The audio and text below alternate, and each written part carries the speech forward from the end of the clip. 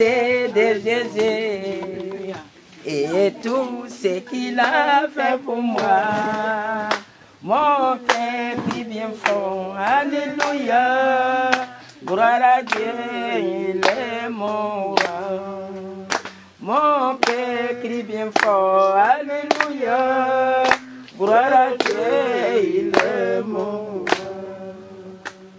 Mbronia si emeji fue nyamie pa ayiri korosana koro korosana ke korosana yiwu nemfati ya fadi ojumamo afa nga kebesa olebe ima olebe ja olebe bue aiso ke obe flesran moani et à quand from vialie nous les oye et nyanjue nom otia. Chers téléspectateurs de Ivoire TV, bonsoir. Nous nous retrouvons dans la région de Becker, particulièrement dans le département de Boaké. Le village, c'est Oko, un village de prière et de délivrance des malades. Et nous nous retrouvons avec cette population pour bien évidemment nous enquérir de la condition de vie de ces populations. Téléspectateurs de Ivoire TV, dans ce cadre du micro du développement que vous connaissez d'ailleurs, nous allons passer aux initiateurs de cette rencontre, la délégation du réseau ivoirien en santé mentale et addiction, dirigée par Dr Kwa Asseman Meda. Docteur, bonjour. Bonjour.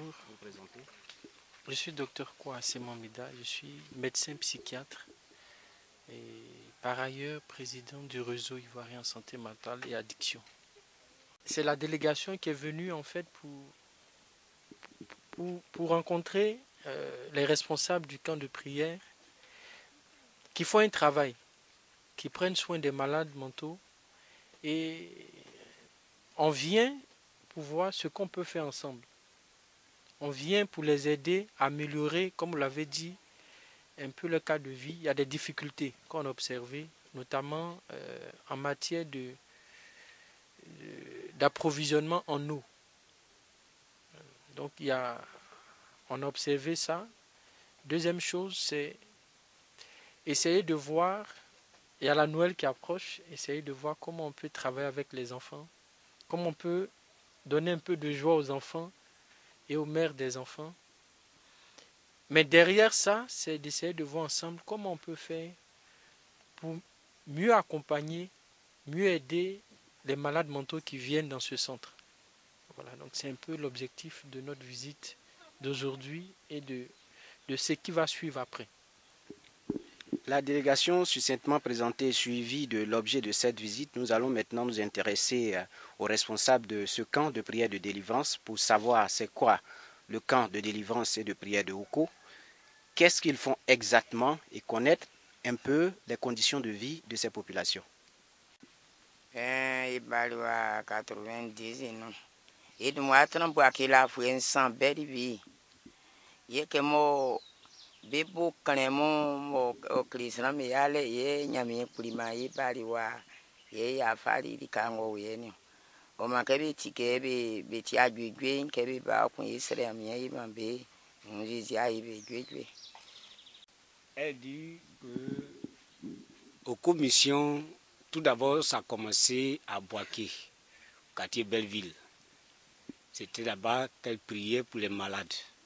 Mais comme en ville, c'est un peu difficile parce que dans les lieux de prière, on fait assez de tapage. Les tam-tams, ça gêne un peu les gens. Donc, le Seigneur même a permis à ce qu'elle soit ici, dans ces lieux, pour pouvoir recevoir les malades, puis prier pour ces derniers-là. Donc depuis 1990, elle a installé ce coin. Donc elle est ici pour prier pour ceux qui ont des problèmes de maladies, qui sont passés par les hôpitaux, qui n'ont pas pu, et ils viennent ici et par sa prière, le Seigneur même les ose. Donc la prière, c'est l'ultime outil ou moyen pour sauver les malades ici. Depuis la création de ce camp, combien de pensionnaires avez-vous ici? Non, voilà, mais sonné mo et mais sonné dans. Avec que baba passe à comme je aille be on ba o kari ken be ba o ma ya kala be no sanga fue be ble ka fu abla oni mo tweli o abla oni mo tweli ye sonné be sonné Oui, Elle dit que oui, il y a eu beaucoup de pensionnaires. Et puisque ici, ce n'est pas un village pour soi, on vient pour chercher quelque chose. Lorsqu'on l'a obtenu, on repart. Donc, depuis l'année 1990 jusqu'à aujourd'hui, il y a beaucoup de personnes qui sont passées par ici et qui ont retrouvé la guérison. Un nombre important de personnes est passé ici et ces personnes, la plupart, sont guéries. Alors, quels moyens disposez-vous pour l'encadrement de tous ces malades? Elle dit qu'elle n'a pratiquement rien pour pouvoir encadrer ces personnes. Bon, ces personnes, quand ils arrivent, ils ont un droit à payer. À partir du moment où ils payent le droit. Et ce droit, c'est combien? C'est 5 000 francs, 5 500 francs. Par mois, par jour? Non, non. Quand tu viens, tu payes, c'est pour toute ta vie. Même tu peux repartir, revenir, tu ne payes plus. Voilà. Donc après cela, c'est le pensionnaire même qui se prend en charge. Et si elle, au moins, elle a eu un peu de manioc, elle peut aussi donner à ses malades. Si elle n'en a pas, elle n'y peut rien. Donc c'est comme ça on vit ici. Elle n'a pratiquement rien pour les encadrer. Avez-vous déjà reçu une quelconque aide extérieure?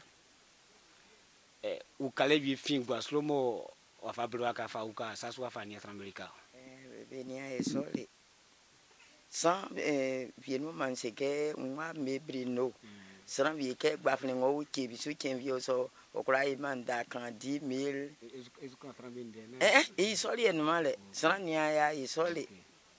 Elle n'a jamais eu de soutien provenant de l'extérieur pour pouvoir aider les pensionnaires. Le camp de délivrance et de prière de Oko étant succinctement présenté avec le mode de vie ou les conditions de vie de ces pensionnaires, nous reviendrons à vous, chers téléspectateurs de Ivoire TV, après une visite pour comprendre effectivement comment vit cette population de Oko dans le camp de délivrance et de prière. À tout à l'heure.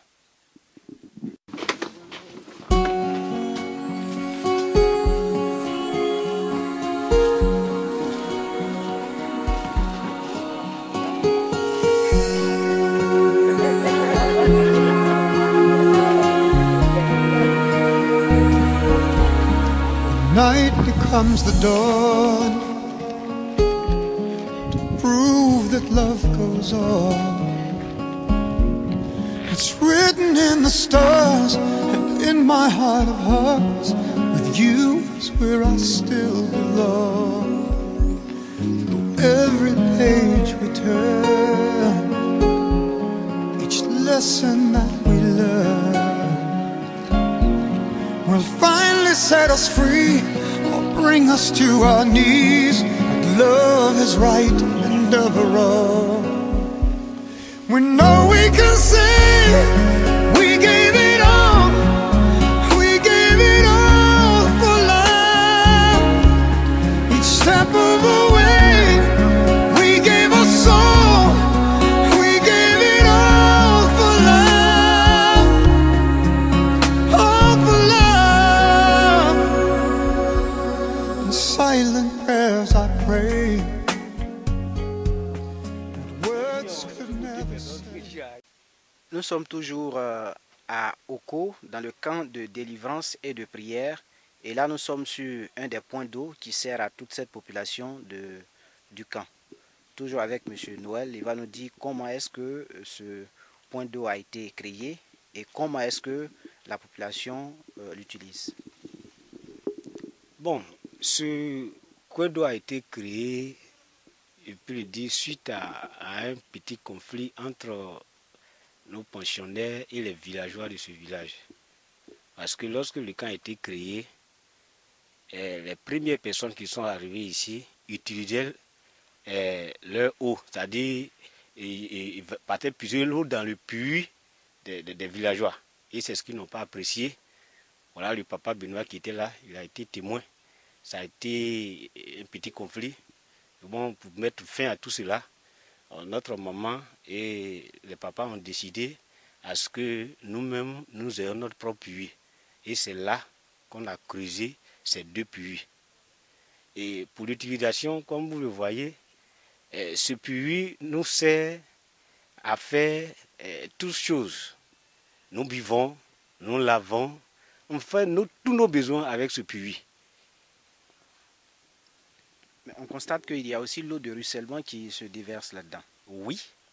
La fois passée, lorsque vous étiez arrivé, j'en ai même parlé. Je vous ai dit que actuellement, vraiment, ça nous fait mal au cœur parce qu'on n'a pas de soutien venant de l'extérieur. Sinon, cette eau n'est pas une eau que vraiment un homme doit boire. Mais on a mis ça dans les mains du Seigneur. On a prié pour que le Seigneur même nous préserve de tout danger. Et nous l'utilisons. Et je peux vous l'affirmer que depuis lors, personne n'a contracté une quelconque maladie en buvant cette eau. Même les enfants. Même les enfants. Même les enfants. Même les nouveau-nés, tous ceux qui vivent ici boivent cette eau. Est-ce qu'on vous a une fois dit qu'on veut construire un puits ou bien un point d'eau encore plus, je vais dire, amélioré que celui-là? Personne ne nous a jamais fait une proposition pareille. Alors aujourd'hui, l'équipe de RISMA est ici. Le RISMA, c'est le réseau ivoirien en santé mentale et addiction. Qu'est-ce que vous attendez de cette équipe-là? Ce que nous attendons d'eux, c'est que vraiment ce groupe-là vient de nous suggérer. C'est une joie pour nous. Parce que hier même, j'en ai dit à Dr. Quoi que vraiment je me réjouis parce que je sais qu'à travers vous, le Seigneur va nous enlever de cette situation.